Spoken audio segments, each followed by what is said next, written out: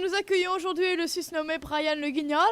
Bonjour, j'ai essayé d'ouvrir la porte là, donc je suis ici présent pour entrer dans la classe journaliste, mais je ne sais pas où elle est. C'est peut-être cette porte. Oui, oui, c'est cette porte. Oh, quelle lumière éclatante. Il y a un mur avec des mots. Qu'est-ce que c'est que... Mais il y a personne. Édito, coquille, accroche. Que savez-vous de cela, Juliette? Mais j'en ai strictement aucune idée, mais qu'est-ce que vous êtes venu faire dans cette classe? Oh, mais je ne sais pas, je cherche des personnes. Oh, une tasse en or.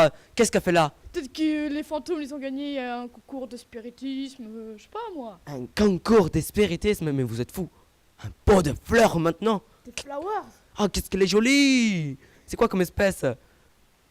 Yes, I think this is orchidée. Je suis où là? C'est pas une classe.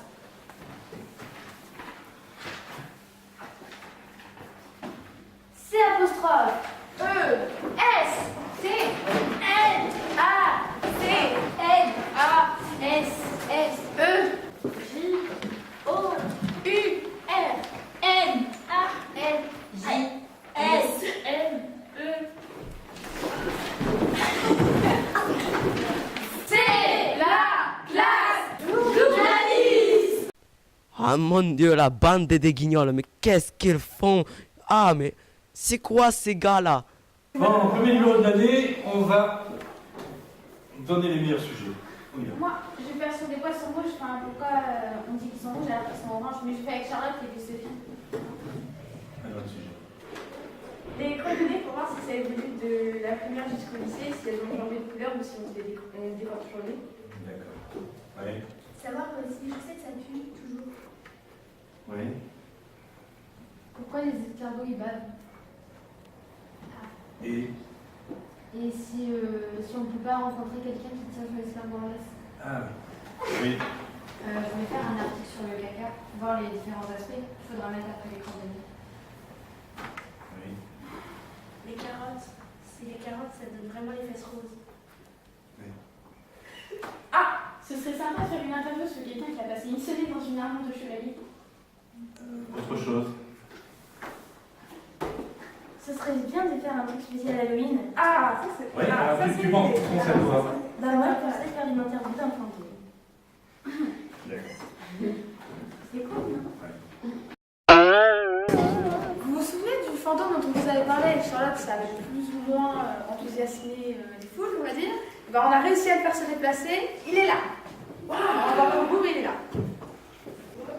L'autre question, pourquoi vous êtes jaune en principe, vous êtes blanc? Eh bien, parce que j'aime pas être comme tout le monde et je préfère faire des... Je me suis fait une coloration parce que j'aime pas ressembler à les photos. D'accord, et une dernière question. Est-ce qu'il y a une danse à la mode chez les fantômes? Bah oui. Vous pouvez nous montrer?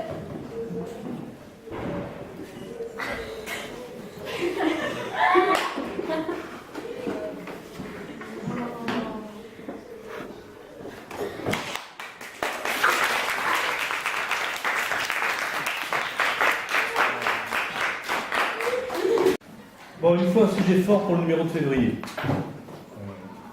La semaine dernière, l'un d'entre vous avait lancé une idée qui me semble bonne, mais je supposerais qu'on ait quand même un débat entre nous, puisque un enjeu important derrière le thème, il s'agit de la mayonnaise.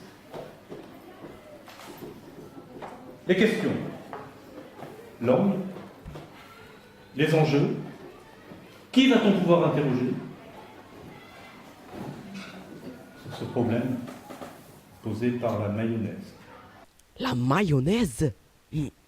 C'est délicieux la mayonnaise, j'adore la mayonnaise. Camille? On interroge Leclerc et nos parents qui font la mayonnaise. Ouais.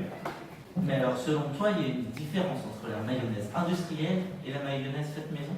Qu'est-ce que vous en pensez, les autres? C'est chimique la mayonnaise de la maison. J'aimerais quand même qu'on se rende compte un petit peu qui parmi vous consomme de la mayonnaise industrielle. Genre, personne lève la main, mais tout le monde en consomme. Bah oui, c'est plus vite fait en fait. Moi, j'en avais pas ça fait Je sais pas, c'est plus facile d'acheter que de faire. Bah, moi je pense qu'on consomme de la mayonnaise chimique quand on a des petits plats. Mais moi je sais personnellement que quand il y a des invités chez moi et tout, Ma mère, elle fait une mayonnaise maison. Maintenant, il faut savoir comment on peut traiter le sujet quand même. Moi, j'aimerais savoir, parce qu'il faut qu'on rencontre quelqu'un, est-ce que vous connaissez une association qui soit sur ce combat-là, le combat de la mayonnaise maison? Vous avez? Oui, j'ai rencontré récemment un membre du collectif Maillot pour tous qui pourrait, je pense, nous éclairer sur le sujet. Et notamment, il est spécialiste des proportions de la mayonnaise maison. Parce qu'on peut se rendre compte que les proportions de la mayonnaise industrielle sont totalement différentes de celles de la mayonnaise maison. Ouais. On peut pas changer de sujet et parler plus du ketchup. Ah non! Je trouve ça plus simple. Non! Ah si. Sacrilège, pas de ketchup à la maison. J'ai voulu faire la classe journalisme pour rencontrer plein de personnes transparentes. Moi, j'ai fait la classe journalisme pour manger les muffins de Madame Forger. Moi, j'ai choisi de faire la classe journalisme parce que je trouvais Madame Lénard très drôle. Moi, j'ai fait la classe journalisme pour louper les cours. Moi, j'ai choisi de faire la classe journaliste parce qu'on passe des journées entières avec les profs. Moi, si j'ai voulu faire la classe journalisme, c'est pour arrêter de dire c'est bon. C'est coupé là? Bon, écoute, Tiffany, tu aurais pu faire attention. C'est bon, là. Moi, j'ai fait la classe journaliste parce que je pensais qu'on allait passer le prio, mais en fait, non.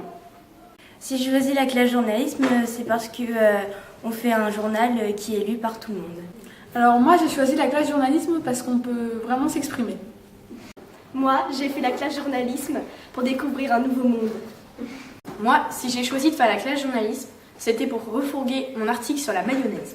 Et Brian, qu'est-ce que vous pensez de la classe journalisme? Bah finalement c'est peut-être une bande de guignolos, mais je m'y plais bien ici. Donc moi je me sens chez moi. Bah, c'est le nouveau, qu'est-ce qu'on attend? Bah oui, je viens d'aller le chercher au CDI. Au CDI?